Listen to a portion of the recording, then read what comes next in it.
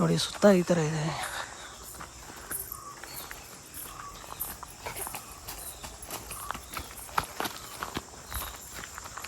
ನಡೀರಿ.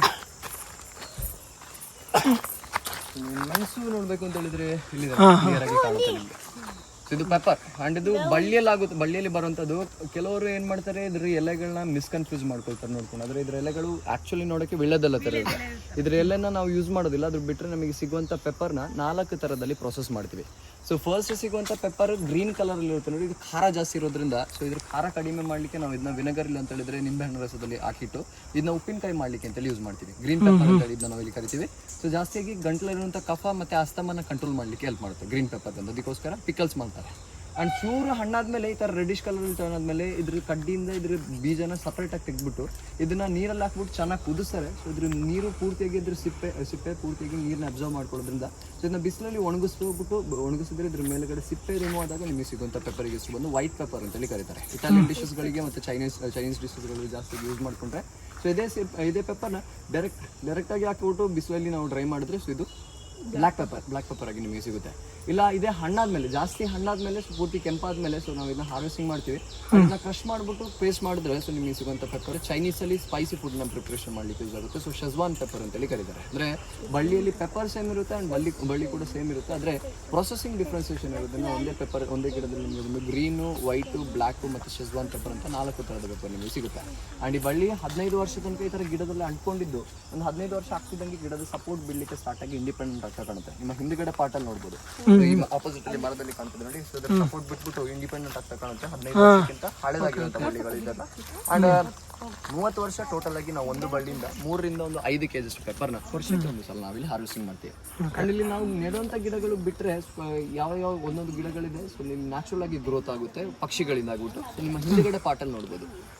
ಸೊ ಇಲ್ಲಿ ಜೂಮರ್ ತರ ಕಾಣುವಂತ ಈ ಕೂದಲು ತರ ಕಾಣುವಂತ ಈ ಪೋರ್ಷನ್ ಇಂಗ್ಲಿಷ್ ಅಲ್ಲಿ ಬಂದ್ಬಿಟ್ಟು ಫಿಶ್ ಟೇಲ್ಡ್ ಪಾಮ್ ಟ್ರೀ ಅಂತೇಳಿ ಕರೀತಾರೆ. ಅಂದ್ರೆ ಇದರ ಮರದ ಎಲೆಗಳು ಮತ್ತೆ ಕೊಂಬೆಗಳು ನೋಡ್ಲಿಕ್ಕೆ ಮೀನಿನ ಮಾಲ ಬರುತ್ತೆ ನೋಡಿ. ಸೊ ಅದೇ ತರ ಕಾಣೋದ್ರಿಂದ ಸೊ ಇಂಗ್ಲಿಷ್ ಅಲ್ಲಿ ಫಿಶ್ ಟೇಲ್ಡ್ ಪಾಮ್ ಟ್ರೀ ಅಂತೇಳಿ ಕರಿತೀವಿ. ಅಂಡ್ ಇದರ ಫ್ರೂಟ್ಸ್ಗಳು ಅಂಡ್ ಇದ್ರ ಹಣ್ಣುಗಳು ಬಂದ್ಬಿಟ್ಟು ನಾವು ತಿನ್ಲಿಕ್ಕೆ ಆಗೋದಿಲ್ಲ, ತುಂಬಾ ಕೈ ಜಾಸ್ತಿ ಇರುತ್ತೆ. ಅದಕ್ಕೋಸ್ಕರ ಪಕ್ಷಿಗಳು ಮತ್ತೆ ಅದೇ ತರ ಕಾಡು ಪ್ರಾಣಿಗಳು ತಿನ್ನುತ್ತೆ. ಅಂಡ್ ತಿಂತಾ ಇದ್ದಂಗೆ ತಿಂದು ಒಂದೊಂದು ಕಡೆ ಇದನ್ನ ಉಗ್ದಾದ್ಮೇಲೆ ಅಲ್ಲಿ ನ್ಯಾಚುರಲ್ ಆಗಿ ಇದ್ರ ಪ್ಲಾಂಟಿಂಗ್ ಆಗೋದ್ರ ಜೊತೆಗೆ ಇಲ್ಲಿ 3 ವರ್ಷದಲ್ಲಿ ಮರ ಬೀಳುತ್ತೆ ಮತ್ತೆ ತುಂಬಾ ಬೇಗ ಅಂದ್ರೆ ಬ್ರಾಡ್ ಆಗಿ ಬೆಳೆಯುತ್ತೆ.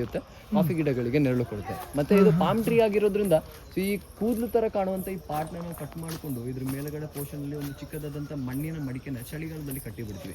ಕಟ್ಟಿ ಬಿಡೋದ್ರಿಂದ ನೋಡಿ ಒಂದು ಮಾಲಿಕ್ಯೂಲ್ಸ್ ರಿಲೀಸ್ ಆಗ್ಬಿಟ್ಟು ಒಂದು ಚಿಕ್ಕ ಲಿಕ್ವಿಡ್ ಗಮ್ ತರ ಇರುವಂತ ಲಿಕ್ವಿಡ್ ಆ ಮಣ್ಣಿನ ಮಡಿಕೆಯಲ್ಲಿ ಬಿದ್ದು ಸೊ ಮಣ್ಣಿನ ಮಡಿಕೆನ ತಂಪಿಂದ ಆಗ್ಬಿಟ್ಟು ಆ ಲಿಕ್ವಿಡ್ ನೀರಲ್ಲಿ ಕನ್ವರ್ಟ್ ಆಗುತ್ತೆ. ಆ ನೀರನ್ನ ನಾವು ಇನ್ ಕೇಸ್ ಏನಾದ್ರು ಬೆಳಿಗ್ಗೆ ಸೂರ್ಯನ ಬೆಳಕು ಬೀಳಲಿಕ್ಕೆ ಮುಂಚೆ ಇನ್ ಕೇಸ್ ಅನ್ನ ಕುಡಿತೀವಿ ಅಂದ್ರೆ ಕಿಡ್ನಿ ಸ್ಟೋನ್ ಮತ್ತೆ ಅದೇ ತರ ಹೊಟ್ಟೆ ಕ್ಲಿಯರ್ ಮಾಡ್ಲಿಕ್ಕೆ ನಮಗೆ ಹೆಲ್ಪ್ ಮಾಡುತ್ತೆ. ಸೊ ನೀರ ಅಂತೇಳಿ ನಾವಿಲ್ಲಿ ಅದನ್ನ ಕರಿತೀವಿ.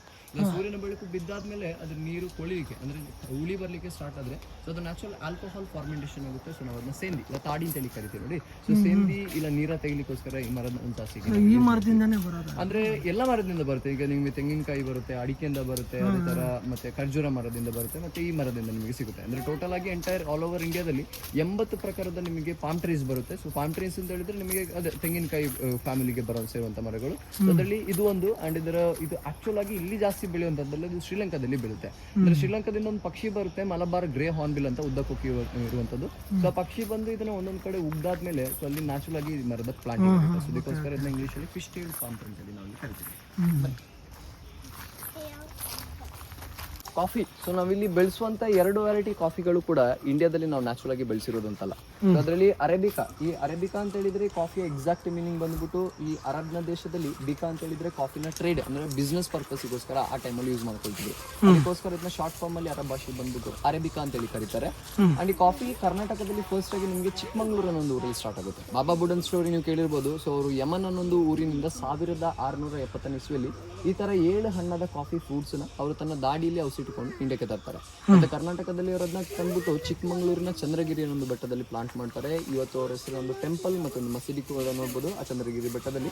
ಮತ್ತೆ ಎಂಟೈರ್ ಚಂದ್ರಗಿರಿ ಬೆಟ್ಟದ ಹೆಸರನ್ನ ಚೇಂಜ್ ಮಾಡಿ ನಿಮಗೆ ನೋಡ್ಲಿಕ್ಕೆ ಇತ್ತು ಬಾಬಾ ಬುಡನ್ಗಿರಿ ಬೆಟ್ಟದ ಹೆಸರು ಚಿಕ್ಕಮಂಗ್ಳೂರಲ್ಲಿ ಸಿಗುತ್ತೆ. ಸೊ ನಾವು ಅವ್ರನ್ನ ಫಾದರ್ ಆಫ್ ಕಾಫಿ ಅಂತೇಳಿ ಕರಿತೀವಿ.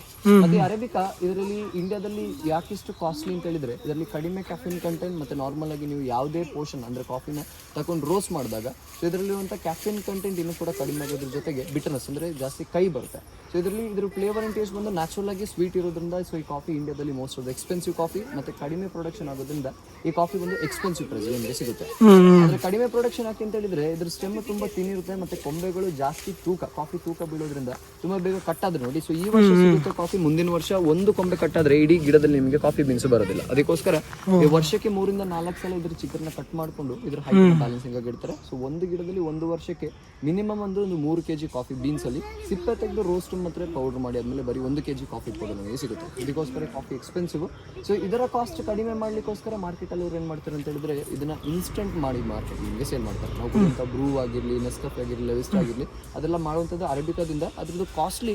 ಸೊ ಕಾಸ್ಟ್ನ ಕಡಿಮೆ ಮಾಡ್ಲಿಕ್ಕೆ ಅವ್ರು ಏನು ಮಾಡ್ತಾರೆ ಅಂತ ಹೇಳಿದ್ರೆ ಈ ಕಾಫಿ ಪೌಡರ್ ಜೊತೆಗೆ ಒಂದು ಪ್ರಿಸರ್ವೇಟಿವ್ನ ಮಿಕ್ಸ್ ಮಾಡ್ತಾರೆ. ಸೊ ಕರ್ನಾಟಕದಲ್ಲಿ ಫಸ್ಟ್ ಆಗಿ ಈ ಪೌಡರ್ನ ಶುರು ಆಗುತ್ತೆ. ಸೊ ಚಿಕೋರಿ ಅಂತೇಳಿ ನಾವು ಅದನ್ನ ಯೂಸ್ ಮಾಡ್ತೀವಿ. ಸೊ ನಮ್ಮ ಮನೆಯಲ್ಲೆಲ್ಲ ನೋಡಿ ಕಾಫಿ ಪೌಡರ್ನ ನೀವು ಒಂದು 15 ರಿಂದ 20 ನಿಮಿಷ ಮಾಡಿಬಿಟ್ಟು ಓಪನ್ ಮಾಡಿದ್ರೆ, ಅಂದರೆ ಕಾಫಿ ಪೌಡರ್ನ ಯೂಸ್ ಮಾಡಿಬಿಟ್ಟು ಓಪನ್ ಮಾಡಿಟ್ರೆ ಆ ಕಾಫಿ ಪೌಡರ್ ತುಂಬ ಬೇಗ ಗಟ್ಟಿ ಆಗ್ಬಿಡುತ್ತೆ. ಅವ್ರ ಥರ ಯೂಸ್ ಮಾಡಿರ್ಬೋದು. ಸೊ ಈ ಥರ ಗಟ್ಟಿ ಆಗುತ್ತೆ ಅಂತ ಹೇಳಿದ್ರೆ ಅವ್ರು ಯೂಸ್ ಮಾಡುವಂಥ ಚಿಕೋರಿಂದಾಗಿ 2 ಥರದಲ್ಲಿ ಬರುತ್ತೆ ಚಿಕೋರಿ. ಸೊ ಒಂದು ಈ ರೋಬಸ್ಟಾದಲ್ಲಿ ಯೂಸ್ ಮಾಡುವಂಥ ಚಿಕೋರಿ ಬಂದು ಮೈಸೂರಲ್ಲಿ ಫಸ್ಟ್ ಆಗಿ ಸ್ಟಾರ್ಟ್ ಆಗುತ್ತೆ. ಹುಣಸೆಹುಳಿ ಬೀಜ ಬರುತ್ತಲ್ಲ ಚೆನ್ನಾಗಿ ಹುರ್ಕೊಂಡು ಕಾಫಿ ಪೌಡರ್ ಜೊತೆ ಮಿಕ್ಸ್ ಮಾಡ್ತಾರೆ. ಅನ್ನೋದು ರೋಸ್ಟ್ ಮತ್ತೆ ಪೌಡರ್ ಆದ್ಮೇಲೆ ಅದ್ರ ಟೇಸ್ಟ್ ಬಂದು ಸ್ವೀಟ್ ಇರುತ್ತೆ. ಆದ್ರೆ ಅದರಲ್ಲಿರುವಂಥ ಕಂಟೆಂಟ್ ಬಂದು ಸಿಟ್ರಿಕ್ ಕಂಟೆಂಟ್ ಆಗಿರೋದ್ರಿಂದ ಇವಾಗ ನೀವು ಕಾಫಿ ಕುಡಿದಾದ್ಮೇಲೆ ನೋಡಿ ಎದೆವರಿ ಇಲ್ಲ ಹೊಟ್ಟೆ ಆಗುತ್ತೆ ಚಾನ್ಸಸ್ ಬರುತ್ತಲ್ಲ. ಸೊ ನಿಮಗೆ ಕಾಫಿ ಕುಡಿದ್ರಿಂದಲ್ಲ ಎಕ್ಸ್ಪೆಷಲ್ ಆಗಿ ಚಿಕೋರಿಂದ ನೀವು ನೋಡಲಿಕ್ಕೆ ಸಿಗುತ್ತೆ. ಇದು ಬರೀ ವರ್ಷದಲ್ಲಿ. ಅಂಡ್ ಅರೇಬಿಕಾದಲ್ಲಿ ಯೂಸ್ ಮಾಡುವಂಥ ಚಿಕೋರಿ ಬಂದು ಫಸ್ಟ್ ಕೆನಡಾದಲ್ಲಿ ನೋಡಲಿಕ್ಕೆ ಸಿಗುತ್ತೆ. ಸೊ ಕೆನಡಾ ದೇಶದಿಂದ ಇಂಡಿಯಾಕ್ಕೆ ಬರುತ್ತೆ. ಸೊ ಎಂಟೈರ್ ಇಂಡಿಯಾದಲ್ಲಿ ನಿಮಗೆ ಗುಜರಾತಲ್ಲಿ ಜಾಮ್ನಗರ್ ಅನ್ನುವಂಥ ಒಂದು ಡಿಸ್ಟ್ರಿಕ್ಟ್ ಬರುತ್ತೆ. ಸೊ ಅಲ್ಲಿ ಗಿಡಗಳನ್ನ ಬೆಳೆಸ್ತಾರೆ ಚಿಕೋರಿ ಅಂತ. ಸೊ ಚಿಕೋರಿ ಅಂತ ಹೇಳಿದ್ರೆ ಎಕ್ಸಾಕ್ಟ್ ಆಗಿ ಹುಳಿ ಆಗಿರುವಂಥ ಸ್ಟೆಮ್ ಮತ್ತೆ ಅದ್ರ ಬೇರು ಹುಳಿ ಆಗಿರೋದ್ರಿಂದ ಸೊ ಅದನ್ನ ಚಿಕೋರಿ ಅಂತೇಳಿ ಕರೀತಾರೆ. ಆ ಗಿಡಗಳ ಬೇರುಗಳು ಮೂಲಂಗಿ ತರ ಇರೋದ್ರಿಂದ ಅವ್ರು ಅದನ್ನ ಕಟ್ ಮಾಡಿಕೊಂಡು ರೋಸ್ಟ್ ಮತ್ತೆ ಪೌಡರ್ ಫಾರ್ಮ್ ಮಾಡಿ ಅವರು ಕಾಫಿ ಪೌಡರ್ ಜೊತೆ ಮಿಕ್ಸ್ ಮಾಡ್ತಾರೆ. ಸೊ ಅದ್ರ ಟೇಸ್ಟ್ ಸ್ವೀಟ್ ಇಲ್ಲ ಅಂತ ಹೇಳಿದ್ರೆ ಕಾಫಿ ಪೌಡರ್ ತರನೇ ಇರುತ್ತೆ. ಆದ್ರೆ ಕನ್ಸಂಪ್ಷನ್ ಮಾಡೋದ್ರಿಂದ ನಿಮಗೆ ಅಸಿಡಿಟಿಕ್ ಪ್ರಾಪರ್ಟಿ ಅಂದ್ರೆ ಗ್ಯಾಸ್ಟ್ರಿಕ್ ಇಲ್ಲ ಅಸಿಡಿಟಿ ಯಾಕೆ ಆಗುತ್ತೆ ಅಂತ ಹೇಳಿದ್ರೆ ಎಸ್ಪೆಷಲ್ ಆಗಿ ಅವರು ಕಾಫಿಯಲ್ಲಿ ಮಿಕ್ಸ್ ಮಾಡುತ್ತೆ ಚಿಕೋರಿಲಿ ನೋಡಲಿಕ್ಕೆ ಸಿಗುತ್ತೆ. ಅದು ಅರೇಬಿಕಾದಲ್ಲಿ ಯೂಸ್ ಮಾಡ್ತಾರೆ. ನೀವು ಮೈಲ್ಡ್ ಕಾಫಿ ಲವರ್ಸ್ ದಿನಾಲೂ ನೀವು ಕಾಫಿ ಕುಡಿತೀರ ಅಂತ ಹೇಳಿದ್ರೆ ಅವರಿಗೆಲ್ಲ ಬೆಸ್ಟ್ ಕಾಫಿ ಬಂದು ಅರೇಬಿಕ್ ಆಗಿದ್ರೆ. ಸೊ ನೀವು ಯಾವಾಗ ಕಾಫಿ ಕುಡಿತೀರಾ ಇನ್ ಕೇಸ್ ನಿಮಗೆ ಸ್ಟ್ರಾಂಗ್ ಕಾಫಿ ಬೇಕು ಅಂತ ಹೇಳಿದ್ರೆ ಸ್ಟ್ರಾಂಗ್ ಕಾಫಿ ಲವರ್ಸ್ ಬಂದು ಜಾಸ್ತಿ ಯೂಸ್ ಮಾಡುವಂತ ಕಾಫಿ ರೋಬಸ್ಟಾ ಆಗಿರುತ್ತೆ. ಸೊ ಈ ರೋಬಸ್ಟಾನ 1854 ಇಸ್ವಿಯಲ್ಲಿ ಬ್ರಿಟಿಷರು ವೆಸ್ಟರ್ನ್ ಆಫ್ರಿಕಾ ಅನ್ನೋ ದೇಶದಿಂದ ತಂದು ಇಲ್ಲಿ ಕೊಡಗಲ್ಲಿ ಪ್ಲಾನ್ ಮಾಡ್ತಾರೆ ಕೂರ್ಗಲ್ಲಿ. ಸೊ ಹೈಯೆಸ್ಟ್ ಕ್ಯಾಫಿನ್ ಕಂಟೆಂಟ್ ಈ ರೋಬಸ್ಟಾದಲ್ಲಿ ಇರೋದ್ರಿಂದ ಸೊ ಇದರ ಪರ್ 100 ಗ್ರಾಮ್ಸಿಗೆ ಒಂದು 2.9 ಮಿಲಿಗ್ರಾಮ್ ಅಷ್ಟು ಕ್ಯಾಫಿನ್ ಕಂಟೆಂಟ್ ಬರುತ್ತೆ. ಸೊ ಇದು 1 ಕಪ್ ಅಷ್ಟು ಕಾಫಿನ ನೀವು ನಾರ್ಮಲ್ ಟೆಂಪರೇಚರಲ್ಲಿ ಕನ್ಸ್ಯೂಮ್ ಮಾಡಿದ್ರೆ ಸೊ ದಿನದ 24 ಗಂಟೆಗೆ ಒಂದು 7 ರಿಂದ 14 ಗಂಟೆ ಬಂದು ನಿಮ್ಮ ಬಾಡಿನ ಈ ಕಾಫಿ ಎನರ್ಜೆಟಿಕ್ ಇರ್ಲಿಕ್ಕೋಸ್ಕರ ಹೆಲ್ಪ್ ಮಾಡುತ್ತೆ. ಅದೇ ಥರ ಈ ಕಾಫಿನ ಮಷಿನ್ ಪ್ರೊಸೆಸ್ ಮಾಡಿಬಿಟ್ಟು ದೊಡ್ಡ ಕ್ಯಾಫೇಸ್ಗಳಲ್ಲಿ ಯೂಸ್ ಮಾಡ್ತಾರೆ. ಸೊ ನಾವು ಲೈಟ್, ಮೀಡಿಯಂ ಮತ್ತು ಡಾರ್ಕ್ ರೋಸ್ಟ್ ಅಂತ ಹೇಳ್ಬಿಟ್ಟು 3 ಥರದಲ್ಲಿ ರೋಸ್ಟ್ ಮಾಡ್ತೀವಿ ಕಾಫಿನ. ಸೊ ನಾವು ಕುಡಿಯುವಂಥ cappuccino, hot chocolate, espresso, americano, latte, Turkish coffee ಅಂತ ಬ್ಲ್ಯಾಕ್ ಕಾಫೀಸ್ ಮತ್ತು ವಿತ್ ಮಿಲ್ಕ್ ಇರುವಂಥ ಕಾಫಿ ಎಲ್ಲ ಬಂದು ಈ ರೋಬಸ್ಟಾ ಕಾಫಿ ಸೀಡ್ಸಿಂದ ಮಾಡೋದ್ರ ಜೊತೆಗೆ ಸೊ 2 ಗಿಡಗಳನ್ನ ಕೂಡ ಚಿಗುರು ಕಟ್ ಮಾಡ್ಕೊಂಡಿದ್ದು ಹೈಟ್ನ ಬ್ಯಾಲೆನ್ಸಿಂಗ್ ಮಾಡ್ತಾರೆ. ಮತ್ತೆ ಹೊರಗಡೆ ದೇಶದಲ್ಲೆಲ್ಲ ಕಾಫಿ ಪ್ರೊಡಕ್ಷನ್ ಜಾಸ್ತಿ ಆದರೆ ಡಿಮಾಂಡ್ ಕಡಿಮೆ ಯಾಕೆ ಅಂತ ಹೇಳಿದ್ರೆ ಅವರೆಲ್ಲ ಮಿಷಿನಿಂದ ಕಾಫಿ ಕೊಯ್ತಾರೆ. ಸೊ ಮಿಷಿನಿಂದ ಕೊಯ್ಯುವಂಥ ಟೈಮಲ್ಲಿ ಮರನ ಶೇಕ್ ಮಾಡ್ತಾರೆ ನೋಡಿ. ಸೊ ಮಣ್ಣು ಇದ್ರ ಬೇರು ಬಂದು ಇದ್ರ ಮಣ್ಣದು ಸಪೋರ್ಟ್ನ ಬಿಟ್ಬಿಟ್ಟಾಗ ಸೊ 1 ವರ್ಷ ಬಿಟ್ಟು 1 ವರ್ಷ ನಿಮಗೆ ಕಾಫಿ ಸಿಗೋದ್ರ ಜೊತೆಗೆ ಸೊ ನಾವಿಲ್ಲಿ ವರ್ಷದಲ್ಲಿ ಒಂದೇ ಸಲ ಕಾಫಿ ಬೀನ್ಸ್ನ ಹಾರ್ವೆಸ್ಟಿಂಗ್ ಮಾಡ್ತೀವಿ. ಅದು ಕೂಡ ಕೈಯಿಂದನೇ ಹಾರ್ವೆಸ್ಟ್ ಮಾಡ್ತಾರೆ. ಸೊ ಇಲ್ಲಿ ಮಾರ್ಚ್, ಏಪ್ರಿಲ್ ಮತ್ತು ಮೇ ತಿಂಗಳಲ್ಲಿ ಇವಾಗ ನಿಮಗೆ ಕಾಫಿ ಗಿಡಗಳ ಮೇಲೆ ಮಲ್ಲಿಗೆ ಹೂ ಥರ ಸ್ಮೆಲ್ ಬರುವಂಥ ಹೂ ನೀವು ಸ್ಮೆಲ್ ಮಾಡಿಬಿಟ್ಟು ನೋಡಿ. ಸೊ ಹೂವೆಲ್ಲ ಅರಳಿಬಿಟ್ಟು ಡ್ರೈ ಆದಮೇಲೆ ಜೂನಿಂದ ಹಿಡಿದು ಸೆಪ್ಟೆಂಬರ್ ತನಕ ಕಾಫಿ ಬೀನ್ಸ್ನ ಕಲರ್ ಬಂದು ಸ್ಟಾರ್ಟಿಂಗಲ್ಲಿ ಗ್ರೀನ್ ಕಲರಲ್ಲಿ ಇರುತ್ತೆ. ಸೊ ಗ್ರೀನ್ ಕಲರ್ ಇಂದ ಇದು ಹಣ್ಣಾಗಲಿಕ್ಕೆ ಪುನಃ 2 ತಿಂಗಳು ಟೈಮ್ ತಗೊಳುತ್ತೆ. ಅಕ್ಟೋಬರ್ ಮತ್ತು ನವಂಬರಲ್ಲಿ ಹಣ್ಣಾದ್ಮೇಲೆ ಸೊ ಕಾಫಿ ಬೀನ್ಸ್ನ ನಾವು ಹಾರ್ವೆಸ್ಟಿಂಗ್ ಮಾಡೋದು ಬಂದು ಡಿಸೆಂಬರ್, ಜನವರಿ ಮತ್ತು ಫೆಬ್ರವರಿ ತಿಂಗಳಲ್ಲಿ ಕುಯ್ತೀವಿ. ಅಂದರೆ ವರ್ಷಕ್ಕೆ 1 ಸಲ ಕಾಫಿ ಬೀನ್ಸ್ನ ಹಾರ್ವೆಸ್ಟಿಂಗ್ ಮಾಡ್ತೀವಿ. ಸೊ ಅದರಲ್ಲಿ ಅರೇಬಿಕಾ ಕಾಫಿ ಬೀನ್ಸ್ ಬಂದು 1 ಗಿಡದಲ್ಲಿ 3 kg ಬೀನ್ಸಿಗೆ 1 kg ಕಾಫಿ ಪೌಡರ್ನ ಕನಿಷ್ಠ ಪಕ್ಷ 40 ವರ್ಷ ತನಕ ನಮಗೆ ಕಾಫಿ ಕೊಟ್ಟರೆ, ಈ ರೋಬಸ್ಟಾ ಗಿಡದಲ್ಲಿ 8 kg ಕಾಫಿ ಬೀನ್ಸಲ್ಲಿ 6 kg ಕಾಫಿ ಪೌಡರ್ ನಮಗೆ ಗ್ರಾನ್ಯೂಲ್ ಪೌಡರ್ ಥರ ಸಿಗುತ್ತೆ. ಆ್ಯಂಡ್ ಇದರ ಲೈಫ್ ಸ್ಪಾನ್ ಬಂದು ನೋಡಲಿಕ್ಕೆ ನಿಮಗೆ 100 ವರ್ಷ 100 ಇಯರ್ಸ್ ಓಲ್ಡ್ ತನಕ ನಿಮಗೆ ನೋಡಲಿಕ್ಕೆ ಸಿಗುತ್ತೆ. ಸೊ ಇದು ಇಂಡಿಯಾದಲ್ಲಿ ಬೆಳೆಸುವಂಥ ಕಾಫಿ 2 ವೆರೈಟಿ ಆಗಿರುತ್ತೆ, ರೋಬಸ್ಟಾ ಮತ್ತು ಅರೇಬಿಕಾ ಅಂತ. ಇವಾಗ ನೀವು ಗ್ರೌಂಡ್ ಲೆವೆಲ್ ಇರೋದ್ರಿಂದ ಎಷ್ಟು ಮೇಲ್ಗಡೆ ಹಾಕೊಂಡು ಹೋಗ್ತೀರಾ ಸೊ ಅಷ್ಟು ನಿಮಗೆ ಗಿಡಗಳ ಮೇಲೆ ನೋಡಿಗಳು ಗಂಟುಗಳು ನೋಡಲಿಕ್ಕೆ ಸಿಗುತ್ತಾರೆ. ಸೊ ಇದೆಲ್ಲ 50 ವರ್ಷ ಹಳೆದಾಗಿರುವಂಥ ಕಾಫಿ ಗಿಡಗಳು ಅಂದರೆ ಬ್ರಿಟಿಷರ ಟೈಮಲ್ಲಿ ನೆಟ್ಟಿರುವಂಥದ್ದು. ಸೊ ಇದನ್ನು ಕೂಡ ನಾವು ಇವಾಗ ಮೇಂಟೈನ್ ಮಾಡ್ತಾ ಬರ್ತಿದ್ದೀವಿ. ಅಂದರೆ 50 ವರ್ಷ ಆದಮೇಲೆ ಪ್ರೊಡಕ್ಷನ್ ಇನ್ನೂ ಜಾಸ್ತಿ ಆಗುತ್ತೆ. 12 kg ಅಷ್ಟು ಕಾಫಿ ಬೀನ್ಸ್ ನಿಮಗೆ ಸಿಗುತ್ತೆ ಒಂದು ಗಿಡದಲ್ಲಿ. ಸೊ ಇದಕ್ಕೋಸ್ಕರ ಮೇಲ್ಗಡೆ ಕಾಫಿ ತೂಕದಿಂದ ಕೆಳಗಡೆ ಪೋರ್ಷನ್ಗೆ ಪ್ರೆಷರ್ ಬೀಳುತ್ತೆ ನೋಡಿ. ಸೊ ಆ ಟೈಮಲ್ಲಿ ಗಂಟುಗಳು ಈ ಗಿಡದ ಮೇಲೆ ನಿಮಗೆ ನೋಡಲಿಕ್ಕೆ ಸಿಗುತ್ತೆ. ಇಲ್ಲಿ ನೋಡ್ಬೋದು ಓಲ್ಡ್ ರೋಬಸ್ಟಾ ಕಾಫಿಯ ಹಳೆದಾದಂಥ ಕಾಫಿ ಪ್ಲಾಂಟ್ಸ್ಗಳನ್ನು.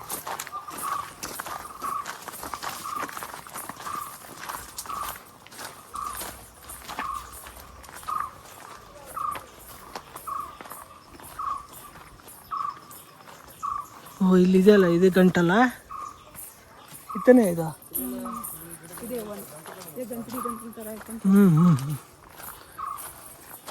ಇದು ಹಳೆ ರೋಬಸ್ಟಾ ಕಾಫಿ ಗಿಡಗಳು ಈ ತರ ಇರುತ್ತೆ ನಿಮಗೆ ನೋಡ್ಲಿಕ್ಕೆ ಸಿಗುತ್ತೆ. ಹಾಂ ಹಾಂ ಹಾಂ. ಸೊ ಮೇಲ್ಗಡೆ ಚಿಕ್ಕರ್ನ ಕಟ್ ಮಾಡ್ತೀವಿ ನೋಡಿ. ಸೊ ಇದ್ರ ಹೈಟ್ ಬ್ಯಾಲೆನ್ಸಿಂಗ್ ಇರ್ಲಿಕ್ಕಂತ. ಸೊ ಕಾಫಿ ತೂಕದಿಂದ ಕೆಳಗಡೆ ಪೋರ್ಷನ್ಗೆ ಪ್ರೆಷರ್ ಬಿದ್ದಾಗ ಸೊ ಪ್ರತಿ 10 ವರ್ಷಕ್ಕೆ ಒಂದು ಸಲ ಈ ಗಿಡಗಳಿಗೆ ನ್ಯೂಟ್ರಿಷನ್ ಕಡಿಮೆ ಮತ್ತೆ ಜಾಸ್ತಿ ಇರುತ್ತೆ. ಸೊ ಆ ಟೈಮಲ್ಲಿ ಈ ತರ ಗಿಡಗಳ ಮೇಲೆ ನಿಮಗೆ ಗಂಟುಗಳು ನೋಡ್ಲಿಕ್ಕೆ ಸಿಗುತ್ತೆ. ಈ ಗಂಟುಗಳನ್ನ ನಾವು ಲೆಕ್ಕ ಹಾಕಿದ್ರೆ ಕಾಫಿ ಗಿಡಗಳ ವಯಸ್ಸನ್ನು ಅಂದ್ರೆ ಏಜ್ ನಾವು ಈಸಿಯಾಗಿ ಐಡೆಂಟಿಫಿಕೇಶನ್ ಮಾಡ್ಬೋದು. 100 ವರ್ಷದಲ್ಲಿ ಇದ್ರ ಏಜ್ ನ ಐಡೆಂಟಿಫಿಕೇಶನ್ ಸಿಂಪಲಿ ಮಾಡ್ಬೋದು. ಸೊ ಫಸ್ಟ್ ಗಂಟುಗಳೇ ನೋಡ್ತಿದ್ರೆ ಇದು ಪ್ರೆಷರ್ ಇಂದ ಆಗಿರುವಂತದ್ದು 10 ವರ್ಷದಲ್ಲಿ ಆಗಿರುವಂತಹ ಗಂಟುಗಳು. ಅಂಡ್ ಪುನಃ 10ನೇ ವರ್ಷದಲ್ಲಿ ಆಗಿರುವಂತಹ ಗಂಟುಗಳಲ್ಲಿ ನೋಡ್ಬೋದು. ಇದು 20 ವರ್ಷದಲ್ಲಿ ಆಗಿರುವಂತಹ ಗಂಟುಗಳು. ಅಂಡ್ ಇದಿಷ್ಟು ಬಂದು 30 ವರ್ಷದಲ್ಲಿ ಆಗಿರುತ್ತೆ. ಅಂಡ್ ಇದು ಜಾಸ್ತಿ ಪ್ರೆಷರ್ ಬೀಳೋದ್ರಿಂದ 40 ವರ್ಷದಲ್ಲಿ ಆಗಿರುವಂತಹ ಗಂಟುಗಳು. ಅಂಡ್ ಇದಿಷ್ಟು ಬಂದು 50 ವರ್ಷದಲ್ಲಿ, ಅಂಡ್ ಇದಿಷ್ಟು 60ನೇ ವರ್ಷದಲ್ಲಿ, ಅಂಡ್ ಇಲ್ಲಿ ಇದಿಷ್ಟು ಬಂದು 70 ವರ್ಷ, ಮತ್ತೆ ಇದು ಬಂದು 80 ವರ್ಷ. ಅಂದ್ರೆ ಟೋಟಲ್ ಆಗಿ ಗಿಡದ ಏಜ್ ಬಂದು 100 ವರ್ಷದಲ್ಲಿ 80 ವರ್ಷ ಕಂಪ್ಲೀಟ್ ಆಗಿದೆ. ಎಲ್ಲ ಗಿಡಗಳ ಮೇಲೆ ನೋಡ್ಬೋದು ನಿಮಗೆ ಗಂಟುಗಳು ನೋಡ್ಲಿಕ್ಕೆ ಸಿಗುತ್ತೆ. ಸೊ 100 ವರ್ಷ ಕಂಪ್ಲೀಟ್ ಆದ್ಮೇಲೆ ಈ ಮರದ ವುಡ್ನ ಕಟ್ ಮಾಡ್ಕೊಂಡ್ರೆ ಮತ್ತೆ ಇದಕ್ಕೆ ನಾವಿಲ್ಲಿ ಲೋಕಲ್ ಅಲ್ಲಿ ಏನ್ ಮಾಡ್ತೀವಿ ಅಂತ ಹೇಳಿದ್ರೆ ಟೇಬಲ್ಸ್ ಮತ್ತೆ ಹ್ಯಾಂಡಿಕ್ರಾಫ್ಟ್ಸ್ ಮಾಡ್ಲಿಕ್ಕೋಸ್ಕರ ಯೂಸ್ ಮಾಡ್ತೀವಿ. ನೀವು ಬರೋದಾರಲ್ಲಿ ನೋಡಿರ್ಬೋದು ಶಾಪ್ಗಳ ಮಧ್ಯದಲ್ಲೆಲ್ಲ. ಸೊ ಈ ಮರದ ವುಡ್ಡಿಂದ ಜಾಸ್ತಿ ಯೂಸ್ ಮಾಡ್ತಾರೆ. ಅಂಡ್ ಓಲ್ಡೆಸ್ಟ್ ಕಾಫಿ ಪ್ಲಾಂಟ್ಸ್ ಎಲ್ಲ ಬಂದು ನೀರು ಹರ್ಕೊಂಡು ಹೋಗುವಂಥ ಪ್ಲೇಸಸ್ ಅಲ್ಲಿ ಜಾಸ್ತಿ ಗ್ರೋ ಮಾಡ್ತೀವಿ, ನಾವು ಇಲ್ಲಿ ಬೆಳೆಸ್ತೀವಿ. ಸೊ ಇದ್ರ ಜೊತೆಗೆ ಇಲ್ಲಿ ಮಣ್ಣು ಸವಿಬಾರ್ದು ಅಂತ ಜಾಸ್ತಿಗೆ ನಾವು ನೆಡುವಂಥ ಮರಗಳು ಅಂತ ಹೇಳಿದ್ರೆ ಸಿಲ್ವರ್ ಓಕ್. ಈ ಉದ್ದದ ಮರಗಳೇ ನೋಡ್ತೀರಿ ನೀವು ಇಲ್ಲಿ. ಇಂಗ್ಲಿಷ್ ಅಲ್ಲಿ ಬಂದ್ಬಿಟ್ಟು ಸಿಲ್ವರ್ ಓಕ್ ಟ್ರೀ ಅಂತ ಹೇಳಿ ಕರೀತಾರೆ. ಸಿಲ್ವರ್ ಓಕ್ ಅಂದ್ರೆ ಇದ್ರ ಎಲೆ ಕೆಳಗಡೆ ಭಾಗ ಬಂದು ಸೂರ್ಯನ ಬೆಳಕು ಮತ್ತೆ ಚಂದ್ರನ ಬೆಳಕಲ್ಲಿ ಸಿಲ್ವರ್ ಕಲರ್ ಅಲ್ಲಿ ರಿಫ್ಲೆಕ್ಷನ್ ಆಗೋದ್ರಿಂದ ಇದನ್ನ ಇಂಗ್ಲಿಷ್ ಅಲ್ಲಿ ಸಿಲ್ವರ್ ಓಕ್ ಟ್ರೀ ಅಂತ ಹೇಳಿ ಕರೀತಾರೆ. ಇದು ಟೀ ಗಾರ್ಡನ್ ಅಲ್ಲಿ ಜಾಸ್ತಿ ಇರುತ್ತೆ. ಅಲ್ಲಿ ಬೇಲಿ ಫೆನ್ಸಿಂಗ್ ಬರುತ್ತೆ ನೋಡಿ, ಅದನ್ನ ಐಡೆಂಟಿಫಿಕೇಶನ್ ಮಾಡ್ಲಿಕ್ಕೋಸ್ಕರ ಹೇಳ್ತಾರೆ. ಅಂಡ್ ಕಾಫಿ ಪ್ಲಾಂಟೇಶನ್ ಮಧ್ಯದಲ್ಲಿ ಇದು ತುಂಬಾ ಬೇಗ ಮೆಚೂರ್ಡ್ ಆಗೋದ್ರ ಜೊತೆಗೆ ಸೊ ಈ ಮರ ಎಷ್ಟು ಬೇಗ ಎಷ್ಟು ಉದ್ದ ಬೆಳೆಯುತ್ತೋ ಅಷ್ಟು ಇದ್ರ ಭೂಮಿ ಒಳಗಡೆ ಇದ್ರ ಬೇರುಗಳೆಲ್ಲ ಭೂಮಿಯ ಮೇಲ್ಭಾಗಕ್ಕೆ ಬರೋದ್ರಿಂದ ನೋಡಿ ಮಣ್ಣನ್ನ ಟ್ರೆಂಡ್ ಮಾಡ್ಕೊಳ್ಳುತ್ತೆ. ಅಂದ್ರೆ ಮಣ್ಣನ್ನ ಹಿಡಿದಿಟ್ಕೊಳ್ಳುತ್ತೆ. ಇದರಿಂದ ಮಣ್ಣು ಸವಿಯೋದಿಲ್ಲ. ಅದೇ ತರ ಲ್ಯಾಂಡ್ ಸ್ಲೈಡಿಂಗ್ ಕೂಡ ತುಂಬಾ ಕಡಿಮೆ ಆಗೋದ್ರ ಜೊತೆಗೆ ಸೊ ಮಳೆಗಾಲದಲ್ಲಿ ಬೀಳುವಂತ ಮಳೆ ನೀರನ್ನ ತನ್ನ ಎಲೆಗಳ ಮೂಲಕ ಹಾದು ಹೋಗುವಂತ ಟೈಮಲ್ಲಿ ಸ್ವಲ್ಪ ಟೈಮ್ ಹಿಡಿದಿಟ್ಕೊಂಡು ಮಳೆ ನೀರನ್ನ ಸೊ ಡೈರೆಕ್ಟ್ ಆಗಿ ಭೂಮಿಗೆ ಬೀಳಿಸೋ ಬದಲಿಗೆ ಪಿನ್ ಡ್ರಾಪ್ ನೀರು ಬೀಳಿಸುವಂತ ಕೆಲಸ ಬಂದು ಎಲೆಗಳ ಮೂಲಕ ಮಾಡುತ್ತೆ. ಸೊ ಇದಕ್ಕೋಸ್ಕರ ನಾವಿಲ್ಲಿ ಪ್ಲಾನ್ ಮಾಡ್ತೀವಿ. ಇದ್ರ ವುಡ್ನ ಕಟ್ ಮಾಡ್ಕೊಂಡ್ರೆ ಸೊ ಇದ್ರ ಸೆಲೆಕ್ಟೆಡ್ ವುಡ್ಗಳನ್ನ ಕಟ್ ಮಾಡ್ತಾರೆ ಸೊ ಎಕ್ಸ್ಪರ್ಟ್ಸ್ಗಳು. ಸೊ ಇದ್ರ ಸೆಲೆಕ್ಟೆಡ್ ವುಡ್ಗಳು ಮಾತ್ರ ಪೀಸಸ್ ಆಗಿ ಎಕ್ಸ್ಪೋರ್ಟ್ ಆಗುತ್ತೆ ಹೊರಗಡೆ ಕಂಟ್ರೀಸ್ಗಳಿಗೆ. ಯಾಕಂದ್ರೆ ಇದ್ರ ಯೂಸ್ ಮಾಡ್ಕೊಂಡು ಲೈಟ್ ವೇಟ್ ಫರ್ನಿಚರ್ಸ್ ಮಾಡ್ತಾರೆ ಎಂಟೈರ್ ವರ್ಲ್ಡ್ ಅಲ್ಲಿ. ಜರ್ಮನ್ ಮತ್ತೆ ಯುರೋಪಿಯನ್ ಫರ್ನಿಚರ್ಸ್ ಮಾಡ್ತಾರೆ. ಸೊ ಇವಾಗ ನಿಮಗೆ ಬೆಂಗಳೂರಿಲ್ಲ ಮೈಸೂರಲ್ಲಿ ಐಕಿಯಾ ರಾಯಲ್ ಓಕ್ ಫರ್ನಿಚರ್ಸ್ ಎಲ್ಲ ಬರುತ್ತೆ ನೋಡಿ. ಅಲ್ಲೆಲ್ಲ ಯೂಸ್ ಮಾಡುವಂತ ವುಡ್ ಎಲ್ಲ ಬಂದು ಲೈಟ್ ವೇಟ್ ಆಗಿರುತ್ತೆ. ಸೊ ಸಿಲ್ವರ್ ಓಕ್ ಮಾಡ್ತಾರೆ.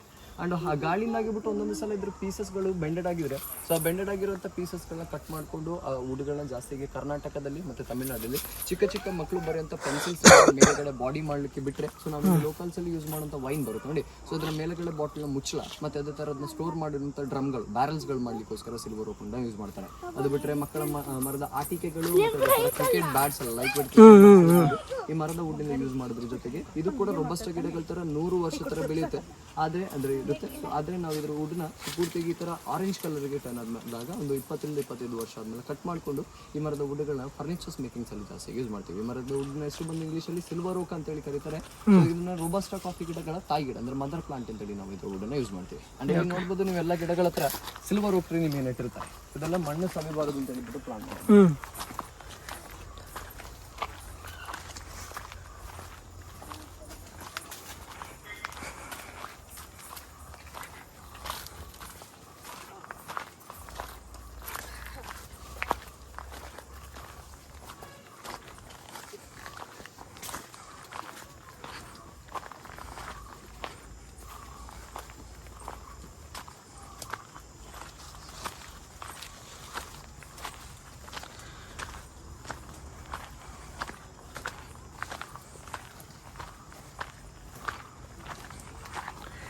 ಬನ್ನಿ ಬೇಗ.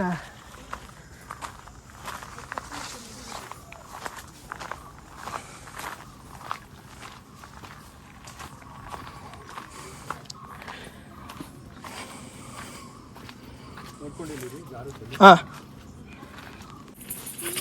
ಶ್ರೀಗಂಧ ಚಂದನ ಬರುತ್ತೆ ನೋಡಿ. ಸೊ ಶ್ರೀಗಂಧದ ಗಿಡ. ಸೊ ಇಂಟೈರ್ ಇಂಡಿಯಾದಲ್ಲಿ ಸ್ಯಾಂಡಲ್ವುಡ್ ಅಲ್ಲಿ ಬಂದುಬಿಟ್ಟು 2 ವೆರೈಟಿ ಬರುತ್ತೆ. ಒಂದು ವೆರೈಟಿ ಬಂದುಬಿಟ್ಟು ರಕ್ತಚಂದನ ಇಲ್ಲ ರೆಡ್ ಸ್ಯಾಂಡಲ್ ಅಂತ.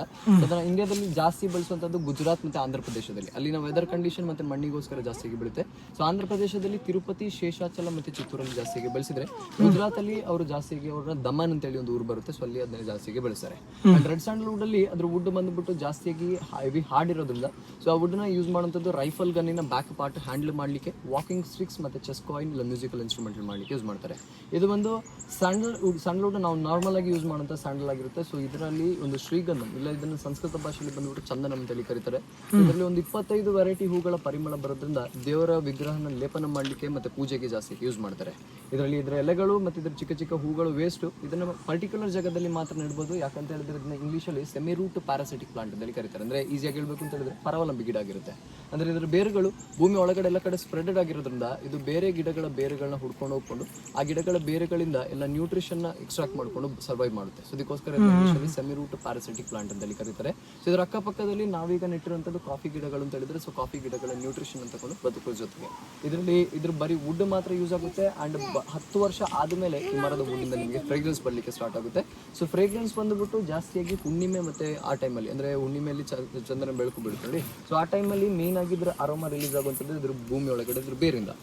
ಬೇರು ಜಾಸ್ತಿಯಾಗಿ ಸ್ಟ್ರಾಂಗೆಸ್ಟ್ ಇರೋದ್ರಿಂದ ಸೊ ಇದ್ರ ಬೇರು ಇದ್ರ ಹಾರ್ಟ್ ವುಡ್ ಆಗಿರುತ್ತೆ. ಸೊ ಇದ್ರ ಬೇರುಗಳ ಎಕ್ಸ್ಪರ್ಟ್ಸ್ಗಳು ಬಂದು ಡ್ರಿಲ್ ಮಾಡ್ಕೊಂಡು ಇದ್ರ ಬೇರಿಂದ ಇಲ್ಲ ಅಂತ ಹೇಳಿದ್ರೆ ಕಂಪ್ರೆಸ್ ಮಾಡಿಬಿಟ್ಟು ಇದರಿಂದ ಗಂಧದ ಎಣ್ಣೆನ ತೆಗಿತಾರೆ. ಸೊ ಮಾರ್ಕೆಟಲ್ಲಿ ಪರ್ಫ್ಯೂಮ್ ಇಲ್ಲ ಸೋಪ್ ಮಾಡಲಿಕ್ಕೆ ಇಲ್ಲ ಜಾಸ್ತಿಗೆ ಟೆಂಪಲ್ಸ್ಗಳಲ್ಲಿ ಯೂಸ್ ಮಾಡೋದು ಬಿಟ್ರೆ, ಸೊ ಭೂಮಿಯಿಂದ ಇದ್ರ ಬೇರುಗಳೆಲ್ಲ ಮೇಲ್ಗಡೆ ಪೋರ್ಷನ್ ಬಂದಾಗ ಅಂದ್ರೆ ಮೇಲ್ಗಡೆ ಪೋರ್ಷನ್ ಬಂದಾಗ ಈ ಮರದ ವುಡ್ಡನ್ನ ಕಟ್ ಮಾಡ್ತಾರೆ. ಇದರಲ್ಲಿ ಇದ್ರ ಸ್ಟೆಮ್ ಬಂದ್ಬಿಟ್ಟು ಹಾರ್ಡ್ ಜಾಸ್ತಿ ಇರುತ್ತೆ. ಅಂದ್ರೆ ನಿಮಗೆ ಗಂಧ ಎಕ್ಸಾಕ್ಟ್ ಆಗಿ ನಿಮಗೆ ಗಿಡದಲ್ಲಿರುವಂಥ ಟೈಮಲ್ಲಿ ಸ್ಮೆಲ್ ಬರೋದಿಲ್ಲ. ಕಟ್ ಮಾಡುವಾಗ ನಿಮಗೆ ಸ್ಮೆಲ್ ಬರೋದಿಲ್ಲ. ಇದರಲ್ಲಿ ಆಂಟಿ ಆಕ್ಸಿಡೆಂಟ್ ಪ್ರಾಪರ್ಟಿ ಇರೋದ್ರಿಂದ ಯಾವಾಗ ನೀವು ಇದನ್ನ ಸುಡ್ತೀರಾ ಇಲ್ಲ ಅಂತ ಹೇಳಿದ್ರೆ ತಿಕ್ಕುತ್ತೀರಾ ಆವಾಗ ಮಾತ್ರ ನಿಮಗೆ ಎಕ್ಸಾಕ್ಟ್ ಆಗಿ ಸ್ಮೆಲ್ ಬರುತ್ತೆ. ಸೊ ನೀವು ನೋಡಿ ಮಾರ್ಕೆಟಲ್ಲೆಲ್ಲ ನೀವು ಗಂಧದ ವುಡ್ಡನ್ನ ಸ್ಮೆಲ್ ಮಾಡ್ಲಿಕ್ಕೆ ಅಂತೇಳಿ ಯಾವಾಗ ಅಂತ ಹೋಗ್ತೀರಾ, ನಿಮಗೆ ಸರ್ ಸ್ಮೆಲ್ ಮಾಡುವಾಗ ಅದ್ರ ವುಡ್ಡಲ್ಲಿ ಸ್ಮೆಲ್ ಬಂತು ಅಂತ ಹೇಳಿದ್ರೆ ನಾವೇನು ಮಾಡ್ತೀವಿ, ಪರ್ಚೇಸ್ ಮಾಡ್ತಾ ಇರ್ತೀವಿ. ಆಕ್ಚುಲಾಗಿ ಅದ್ರ ವುಡ್ ಬಂದು ಡೂಪ್ಲಿಕೇಟ್ ಆಗಿರುತ್ತೆ. ಆಕ್ಚುಲಿ ನೀವು ಗಂಧದ ವುಡ್ಡನ್ನ ಸ್ಮೆಲ್ ಮಾಡೋಂಥ ಟೈಮಲ್ಲಿ ಅದು ವುಡ್ಡಲ್ಲಿ ಸ್ಮೆಲ್ ಬಂದರೆ ಅದು ಡೂಪ್ಲಿಕೇಟ್, ಸ್ಮೆಲ್ ಬಂದಿಲ್ಲ ಅಂತ ಹೇಳಿದ್ರೆ ಒರಿಜಿನಲ್ ಆಗಿರುತ್ತೆ. ಈ ಥರ ಕೂಡ ನೀವು ಐಡೆಂಟಿಫಿಕೇಶನ್ ಮಾಡ್ಬೋದು. ಆ್ಯಂಡ್ ಇದರ ಕೊಂಬೆಗಳನ್ನ ಇಂಡಿಯಾದಲ್ಲಿ ಯಾವುದೇ ದೊಡ್ಡ ದೊಡ್ಡ ವ್ಯಕ್ತಿ ಸಾಯುವಂಥ ಟೈಮಲ್ಲಿ ಅವರ ಬಾಡಿ ಮೇಲೆ ಇಟ್ಕೊಂಡು ಸುಡ್ಲಿಕ್ಕೆ ಅಂತೇಳಿ ಅಂಡ್ ಅದೇ ಥರ ಸ್ಯಾಂಡಲ್ವುಡ್ 6 ಧೂಪದ ಕಡ್ಡಿ ಇಲ್ಲ ಅಗರಬತ್ತಿ ಮಾಡ್ಲಿಕ್ಕೋಸ್ಕರ ಯೂಸ್ ಮಾಡೋದು ಬಿಟ್ರೆ, ಈ ಮರದ ವುಡ್ಡನ್ನ ನೀವು ಗೌರ್ಮೆಂಟಿಂದ ಪರ್ಮಿಷನ್ ಇಲ್ಲದೆ ನೀವು ನೆಡ್ತೀರಾ ಅಂತ ಹೇಳಿದ್ರೆ 90 ವರ್ಷ ತನಕ ವೇಟ್ ಮಾಡಬೇಕಾಗುತ್ತೆ ಕಟ್ ಮಾಡಬೇಕು ಅಂದರೆ. ಇನ್ ಕೇಸ್ ನಾವು ಗೌರ್ಮೆಂಟಿಂದ ನೀವು ಪರ್ಮಿಷನ್ ತಗೊಳ್ತೀರಾ ಅಂತ ಹೇಳಿದ್ರೆ ಈ ಗಿಡನ ಒಂದು 25ರಿಂದ 30 ವರ್ಷ ಆದಮೇಲೆ ಕಟ್ ಮಾಡಿಕೊಂಡು ಗೌರ್ಮೆಂಟ್ ವಿತ್ ಸೀಲ್ ಸಿಗ್ನೇಚರ್ ಜೊತೆಗೆ ನೀವು ಸರ್ಟಿಫಿಕೇಟ್ ಜೊತೆಗೆ ಮಾರ್ಕೆಟಲ್ಲಿ ಎಲ್ಲೂ ಕೂಡ ಸೇಲ್ ಮಾಡ್ಕೊಳ್ಬೋದು. ಆ್ಯಂಡ್ ಗೌರ್ಮೆಂಟ್ ಈ ಗಿಡ ನೆಟ್ಟಾದ್ಮೇಲೆ ಇದಕ್ಕೆ ನಿಮಗೆ ಸಬ್ಸಿಡಿ ಕೊಡುತ್ತೆ. ಇನ್ ಕೇಸ್ ಯಾರು ಕತ್ಕೊಂಡೋದು ಅಂತ ಹೇಳಿದ್ರೆ ನಿಮಗೆ ಕಂಪನ್ಸೇಷನ್ ಸಿಗುತ್ತೆ ಮರದ ಮೇಲೆ. ಸೊ ಆದ್ರೆ ಏನಾಗಿಲ್ಲ ಅಂತ ಹೇಳಿದ್ರು ಕೂಡ ಇದ್ರ ಒಂದು 60% ರೆವೆನ್ಯೂ ಗೌರ್ಮೆಂಟಿಗೆ ಕೊಟ್ಬಿಟ್ಟು 40% ರೆವೆನ್ಯೂ ಗೌರ್ಮೆಂಟ್ ನಿಮಗೆ ಕೊಟ್ಟು ಇಂಡಿಯಾದಲ್ಲಿ ಲೈಸೆನ್ಸ್ ಕೊಟ್ಟು ಸೇಲ್ ಮಾಡೋ ಪರ್ಮಿಷನ್ ಕೊಡೋದ್ರಿಂದ ಸೊ ಇಂಡಿಯಾದಲ್ಲಿ ಈ ಗಿಡಗಳನ್ನ ತುಂಬಾ ಕಡಿಮೆ ನೆಡ್ತಾರೆ. ಸೊ ಇದಕ್ಕೋಸ್ಕರ ಇಂಡಿಯಾದಲ್ಲಿ ಸ್ಯಾಂಡಲ್ವುಡ್ ಬಂದು ಮಾರ್ಕೆಟಲ್ಲಿ ಎಕ್ಸ್ಪೆನ್ಸಿವ್ ಪ್ರೈಸ್ ನಿಮಗೆ ಸೇಲ್ ಆಗುತ್ತೆ. ಬನ್ನಿ. ಓಕೆ,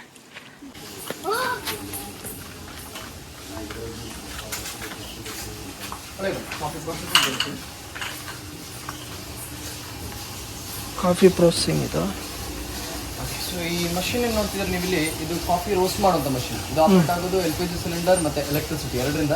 ಗ್ಯಾಸ್ ಫ್ಲೇಮ್ ಹೀಟಿನ ಒಳಗಡೆ ಇಲ್ಲೊಂದು ಸ್ಟೀಲ್ ಡ್ರಮ್ ಬರುತ್ತೆ. ಸೊ ಸ್ಟೀಲ್ ಡ್ರಮ್ ಒಳಗಡೆ ಕಾಫಿ ಬೀನ್ಸ್ ತಿರುಗುತ್ತಾ ಇರುತ್ತೆ. ಇದು ನಿಮಗೆ ಸ್ಮೆಲ್ ಬರ್ತದೆ ನೋಡಿ, ಕಾಫಿ ಬೀನ್ಸ್ ರೋಸ್ಟ್ ಆಗುತ್ತೆ. ಇಲ್ಲಿ ಒಳಗಡೆ ಕಾಫಿ ಬೀನ್ಸ್ ಒಳಗಡೆ ರೋಸ್ಟ್ ಆಗುತ್ತೆ.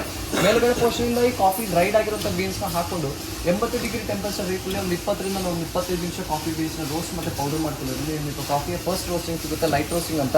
ಇದನ್ನ ಮಾರ್ಕೆಟಲ್ಲಿ ಗ್ರೀನ್ ಕಾಫಿ ಅಂತ ಹೇಳಿ ಕರೀತಾರೆ. ಗ್ರೀನ್ ಟೀ ತರ ಗ್ರೀನ್ ಕಾಫಿ. ಇದು ವೇಟ್ ಲಾಸ್ ಮಾಡ್ಲಿಕ್ಕೆ ಮತ್ತೆ ಅದೇ ತರ ಮೈಗ್ರೇನ್ ಕಂಟ್ರೋಲ್ ಮಾಡ್ಲಿಕ್ಕೆ ಯೂಸ್ ಮಾಡೋದ್ರ ಜೊತೆಗೆ ಕಾಫಿ ಜಾಸ್ತಿ ಹೈಯೆಸ್ಟ್ ಕ್ಯಾಫೆನ್ ಕಂಟೆಂಟ್ ಇರುತ್ತೆ. ಕಾಫಿ ಕುಡಿದಾದ್ಮೇಲೆ extra medicines, extra tea, extra coffee ಮತ್ತೆ ಅದೇ ತರ ಯಾವುದೇ ಆದಂತ ಶುಗರ್ ನೀವು ಕಂಟ್ರೋಲ್ ಮಾಡಬೇಕಾಗುತ್ತೆ 50ರಿಂದ 70 ದಿನ ತನಕ. ಅಂಡ್ ಇದರ ಕ್ಯಾಫೆನ್ ಕಂಟೆಂಟ್ ಕಡಿಮೆ ಮಾಡ್ಲಿಕ್ಕೆ ನಾವು ಕಾಫಿ ಬೀನ್ಸ್ 40 ನಿಮಿಷ 1 ಗಂಟೆ ರೋಸ್ಟ್ ಮಾಡ್ತೀವಿ. 40 ನಿಮಿಷ ರೋಸ್ಟ್ ಮಾಡಿದ್ರೆ ಬ್ರೌನ್ ಕಲರ್ ಇದ್ದು 1 ಗಂಟೆ ರೋಸ್ಟ್ ಮಾಡಿದ್ರೆ ಬ್ಲಾಕ್ ಕಲರ್ ಟರ್ನ್ ಆಗುತ್ತೆ. ಸೊ ಎಷ್ಟು ರೋಸ್ಟ್ ಮಾಡ್ತೀವೋ ಅಷ್ಟು ಸ್ಟ್ರಾಂಗ್ನೆಸ್ ಜಾಸ್ತಿ ರಿಲೀಸ್ ಆಗುತ್ತೆ ನೋಡಿ. ಸೊ ಈ dark roasted coffee beans main ಆಗಿ ಯೂಸ್ ಮಾಡುವಂಥದ್ದು ದೊಡ್ಡ ದೊಡ್ಡ ಪರ್ಫ್ಯೂಮ್ ಶಾಪ್ಗಳಲ್ಲಿ. ಈಗ ಪರ್ಫ್ಯೂಮ್ ಶಾಪಿಗೆಲ್ಲ ಹೋದಾಗ ಅಲ್ಲಿ ಒಂದು ಪರ್ಫ್ಯೂಮ್ ಸ್ಮೆಲ್ ಮಾಡಿ ಆದ್ಮೇಲೆ ಕಾಫಿ ಬೀನ್ಸ್ ಸ್ಮೆಲ್ಗೋಸ್ಕರ ಕೊಡ್ತಾರೆ, ಅಂದ್ರೆ ನ್ಯೂಟ್ರಲೈಸ್ ಆಗುತ್ತೆ, ಇದರಿಂದ ಮೂಗು ಓಪನ್ ಆಗುತ್ತೆ. ಅದಕ್ಕೋಸ್ಕರ ಈ dark roasted coffee beans use ಮಾಡೋದ್ರ ಜೊತೆಗೆ ಸೊ ಕಾಫಿ ರೋಸ್ಟ್ ಆಗಿ ಕಂಪ್ಲೀಟ್ ಆದಮೇಲೆ ಈ ಡೋರ್ನ ಓಪನ್ ಮಾಡ್ತಾರೆ. ಅದೇ ತರ ಕಾಫಿ ಬಿಸಿ ಬೇಡಲ್ಲಿ ಕೂಲಿಂಗ್ ಬಂದು ಕಲೆಕ್ಟ್ ಆಗಿ ಸ್ಟೋರ್ ಆದ್ರೆ ಇಲ್ಲಿಂದ ಕಲೆಕ್ಟ್ ಮಾಡ್ಕೊಂಡು ಈ ಮಷೀನ್ ಒಳಗಡೆ ಕಾಫಿ ಬೀನ್ಸ್ ಹಾಕಿ ಗ್ರೈಂಡ್ ಮತ್ತೆ ಪೌಡರ್ ಮಾಡಿದ್ರೆ ಸೊ ರೋಸ್ಟಿಂಗ್ ಅಲ್ಲಿ ಬರೀ ನಿಮಗೆ ಒಂದು 20% ಪೌಡರ್ನ ಸ್ಮೆಲ್ ಬಂದ್ರೆ ಸೊ ಪೌಡರ್ ಆದ್ಮೇಲೆ ನಿಮಗೆ ಇದ್ರ ಪೌಡರ್ ಸ್ಮೆಲ್ ಬಂದು ಜಾಸ್ತಿ ಸ್ಟ್ರಾಂಗ್ ಬರುತ್ತೆ. ಇದು ಪ್ಯೂರ್ ಕಾಫಿ ಪೌಡರ್, ಇದು ಯಾವತ್ತೂ ಹಾಳಾಗೋದಿಲ್ಲ. ಇನ್ ಕೇಸ್ ಇದಕ್ಕೆ ನಾವೇನಾದ್ರು ಚಿಕೋರಿನ ಮಿಕ್ಸ್ ಮಾಡಿದ್ರೆ ನೋಡಿ, ಸೊ ಚಿಕೋರಿ ಪೌಡರ್ ಈ ತರ ಬರುತ್ತೆ. ಇದರ ಸ್ಮೆಲ್ಲು ಟೇಸ್ಟ್ ಬಂದು ಕಾಫಿ ಪೌಡರ್ ತರನೇ ಇದ್ದು ಸ್ಮೆಲ್ ಬಂದುಬಿಟ್ಟು ಮಣ್ಣು, ಮದ್ರಂಗಿ ಇಲ್ಲ ರಬ್ಬರ್ ಬರುತ್ತೆ ಸ್ವಲ್ಪ ಅದೇ ತರ ಸ್ಮೆಲ್ ಬರುತ್ತೆ. ಗುಜರಾತ್ ಅಲ್ಲಿ ಬೆಳೆಸುವಂತದ್ದು ಹುಣಸೆ ಹುಳಿ ಬೀಜದ ಪೌಡರ್ ನಾವಿಲ್ಲಿ ಯೂಸ್ ಮಾಡೋದಿಲ್ಲ. ಸೊ ಅದಕ್ಕೋಸ್ಕರ ಇದು ಗುಜರಾತಿಂದ ಬರೋದ್ರಿಂದ ಸೊ ಕಾಫಿ ಮತ್ತು ಚಿಕೋರಿ ಕಲರ್ ಐಡೆಂಟಿಫಿಕೇಶನ್ ತುಂಬ ಈಸಿಯಾಗಿ ಮಾಡ್ಬೋದು. ಗೋಲ್ಡನ್ ಬ್ರೌನ್ ಇದು ಒರಿಜಿನಲ್ ಕಾಫಿ ಪೌಡರ್ ಕಲರ್ ಆಗಿದ್ರೆ ಸ್ವಲ್ಪ ಡಾರ್ಕ್ ಬ್ರೌನ್ ಕಲರ್ ಇರುತ್ತೆ ಚಿಕೋರಿ ಪೌಡರ್. ಇದನ್ನ ಒಟ್ಟಿಗೆ ಮಿಕ್ಸ್ ಮಾಡೋದ್ರಿಂದ ಸೊ ಕಾಫಿ ಕಲರ್ ಬಂದು ಬ್ರೌನ್ ಅಂದ್ರೆ ಕಾಫಿ ಕಲರ್ ಇರುತ್ತೆ. ಈಗ ನಾವು ಕೂರ್ಗಲ್ಲಿ ವೈನ್ ಮತ್ತು ಕಾಫಿ ಯಾವ ಥರ ಪ್ರೊಡಕ್ಷನ್ ಮಾಡ್ತೀವಿ ಅಂದರೆ ಅದೇ ಥರ ನಮಗಿಲ್ಲಿ ಕೇರಳ ಮತ್ತು ಮಂಗಳೂರಿಂದ ಕೊಕೋ ಅಂತ ಒಂದು ಫ್ರೂಟ್ನ ತಂದುಬಿಟ್ಟು ನಾವಿಲ್ಲಿ ಚಾಕ್ಲೇಟ್ಸ್ ಮಾಡಲಿಕ್ಕೆ ಯೂಸ್ ಮಾಡ್ತೀವಿ. ಸೊ ಇಲ್ಲಿ ಮಷಿನ್ ನೋಡ್ಬೋದು ಅದ್ರದ್ದು ಕೂಡ.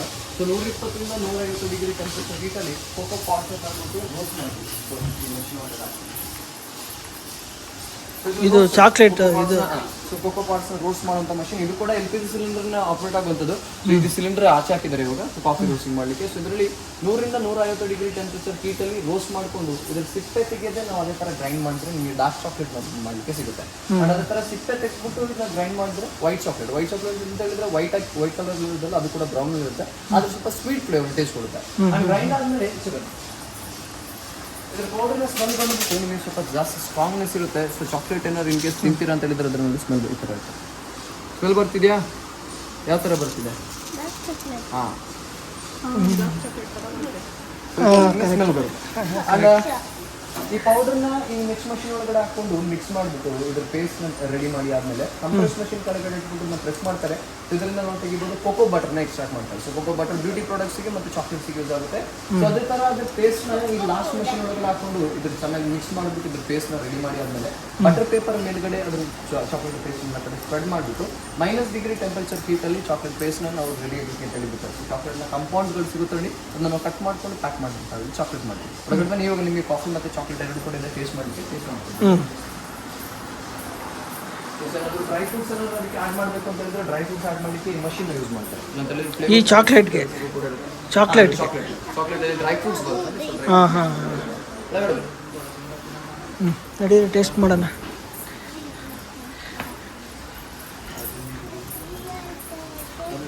ಹೆಂಗೆ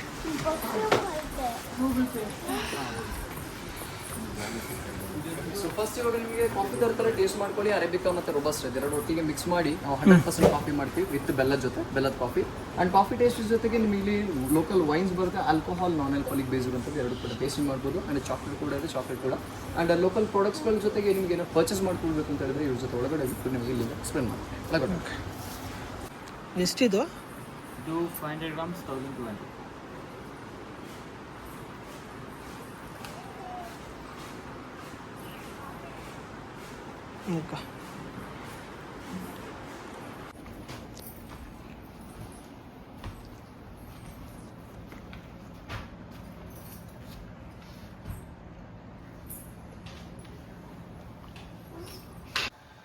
ಸ್ನೇಹಿತರೆ ನೋಡಿದ್ರಲ್ಲ ಕೂರ್ಗ್ ನಿಸ್ಟಿ.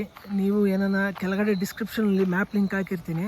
ನೀವು ಏನಾನು ಮಡಿಕೇರಿ ಬಂದರೆ ಈ ಲೊಕೇಶನ್ ಬಂದು ವಿಸಿಟ್ ಮಾಡಿ. ಒಳ್ಳೆ ಪ್ಲಾಂಟೇಶನ್ ಎಕ್ಸ್ಪ್ಲನೇಷನ್ ಕೊಡ್ತಾರೆ. ನೀವು ನೋಡಿದ್ರಲ್ಲ ಒಳ್ಳೆ ಎಕ್ಸ್ಪ್ಲನೇಷನ್ ಕೊಟ್ಟರು. ಮತ್ತು ಒಳಗಡೆ ಜೆನ್ಯೂನ್ ಕಾಫಿ, ಚಾಕ್ಲೇಟು ಎಲ್ಲ ಥರ ಐಟಮ್ಸ್ ಇದೆ. ಚಕ್ಕೆ ಆಗಿರ್ಬೋದು, ಲವಂಗ ಆಗಿರ್ಬೋದು, ಕಾರ್ಡಮನ್ ಆಗಿರ್ಬೋದು, ಎಲ್ಲ ಐಟಮ್ಸ್ ಸಿಗುತ್ತೆ. ಒಂದ್ಸಲ ವಿಸಿಟ್ ಮಾಡಿ.